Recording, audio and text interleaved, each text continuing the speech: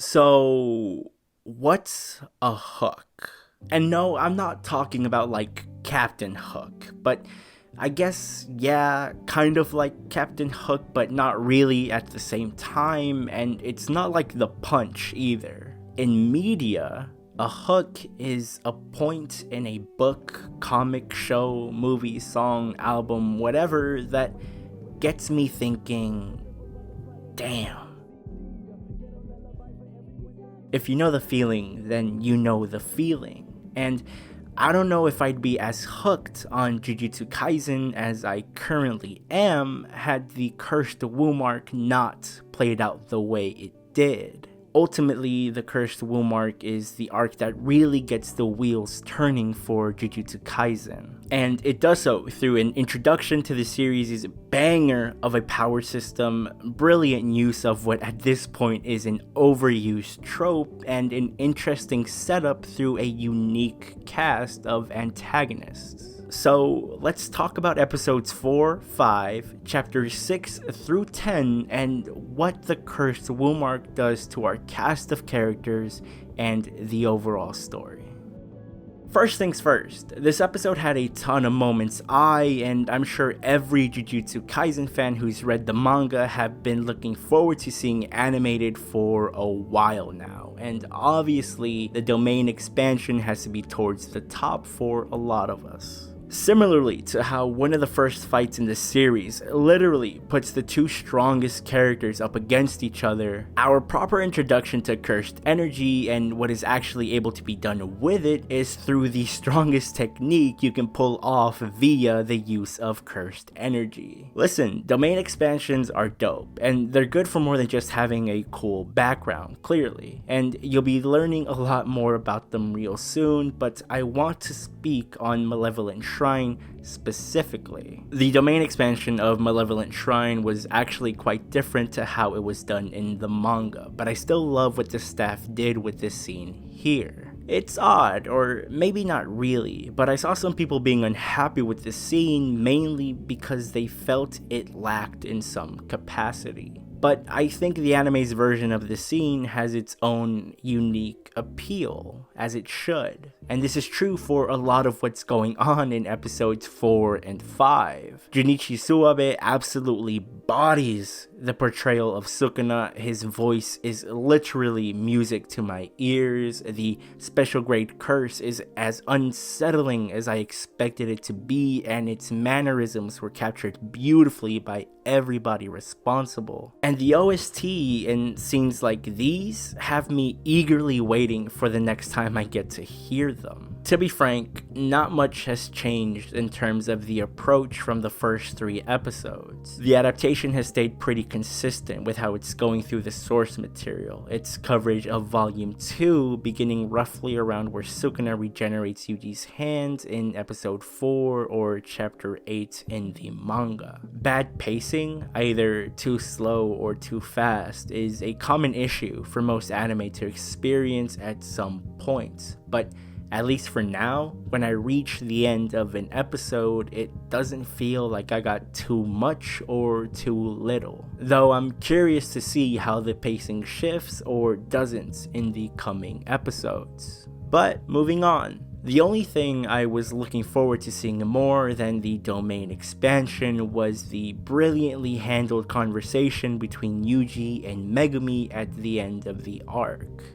Early on in episode 4, a clash of ideals takes place between Yuji and Megumi, which culminates with Yuji asking Megumi the question, well, why did you save me? If you believe this person here is a bad person and has the potential of doing more evil as he's done bad things in the past, then me, the person you saved who has the most evil being within himself, should be first on the list of people not to save. So, why did you save me? A question that lingers in Megumi's head throughout the entirety of the arc, until the very moment where he can finally confront the life he saved and give him a proper answer right before he's unjustly taken away. You see, this was the moment that sold me on Megumi. For the other 3 brain cells that make up our main cast, I was pretty much sold on them instantly. But when it came to Megumi, he was just kind of there, like from the beginning, he's just there. And it was this scene of genuine emotion that was built off the back of one question made by Yuji that completely changed my mind on him. Megumi isn't a hero. As a matter of fact, not many Jujutsu sorcerers are. Looking for evildoers or exorcising curses for the sake of saving people, the way, say, Deku, an actual hero, would, isn't really the main priority for most Jujutsu sorcerers. Megumi just sees a flaw in life. Justice isn't always guaranteed, and his way of making the world just even a bit more fair is by saving people he feels like deserve to be saved, regardless of the damage they can cause in the future. And if the unthinkable happens and somebody he ends up saving does something wrong, he's more than willing to shoulder that burden and dealing with it on his own. But it has to be somebody he deems worthy of that. Megumi sees that Yuji is a good person. I mean, he saw that before he even swallowed Sukuna's finger to help save everybody, and he sees it now whenever he sees Yuji place value on a life, alive or dead, good or bad. But regardless of how good a person Yuji is and how undeserving he might be of having his loved one taken away from him or ending up in this weird circumstance where he is working towards his execution, shit just happens.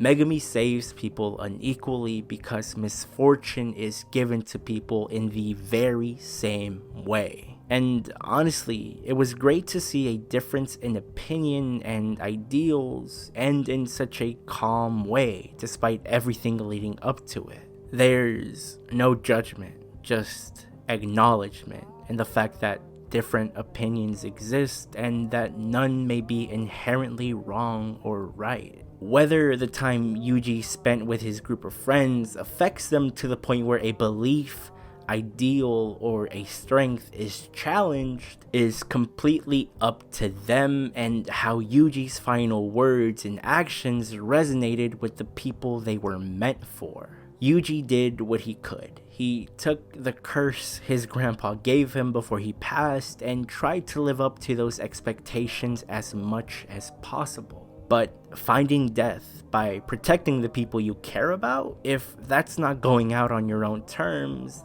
I don't really know what is. Which brings me to another thing I kind of wanted to clear up. This moment here was not a talk no jutsu moment. Trust me, Megumi was 100% down to scrap until he noticed Yuji had gained back control in the middle of his incantation. Look, I know that in terms of hype value, this scene and its setup is probably the weakest peak found in both episodes. But when it comes to what I value in a series, it's everything I wanted it to be. Now look, I know I mentioned them in the intro, but I won't say much about the second years and the curses that we met in the aftermath of episode 5. However, I will say that both groups are great additions to the cast, bringing their own share of interesting character dynamics, beliefs, abilities, and so on. Trust me, there'll be plenty of time to talk about every character that was just introduced in due time, but right now this script is getting kinda long and I haven't even talked about the criticisms I've seen, so let's get to that. So for both episodes, I could only really find 2 real criticisms, and they both find themselves in episode 5. The first being the action, like how it's very unrealistic for Megumi to actually survive getting smashed through those 2 buildings. And I guess to that, I'd say, you're right. I also find these very big action sequences quite repetitive, especially when cuts like this one or this cut from episode 1 shows us how capable the staff is at handling these hand-to-hand combat scenes. all of this is just anime flair. Megumi does actually get flung through a building, but he strategically uses Nue here to soften the blow. And I think that's another thing that often gets overlooked, especially in these over-the-top scenes. Gege actually puts a lot of time and effort into their fight sequences. Whether it be how a certain technique can influence the fight, how the location and environment can impact the fight, or the meaning behind the fight itself, Gege takes all of this into consideration. So I urge you to trust them, because I didn't for a bit. I was just mildly sold on this series 5 chapters in, and had I dropped it then, I would seriously be regretting it right now.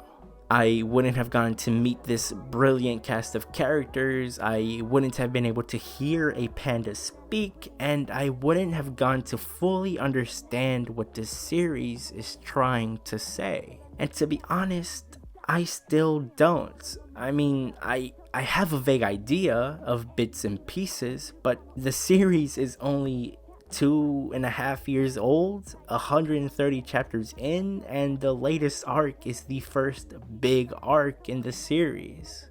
But I'm learning from my mistakes, and I'm trusting Gege, the staff, the cast, and everybody involved to deliver on this hook that for the past 2.5 years has been slowly reeling me in. Yo, I hope you enjoyed the video. I was a little late, but when am I not? If you did enjoy it, give it a like and please subscribe for more. In any case, just make sure you please interact with the video. Leave a comment letting me know what you thought about what I thought, or how you thought the anime did with the adaptation, or anything on your mind. This video needs all the help it can get, and just simply leaving a like or a comment helps it out a ton, so please do what you can. Please follow me on the Bird app at @ReWasTaken, and like always, I hope you're doing well, and I hope you have a great rest of your day. I'll see you all soon. Later.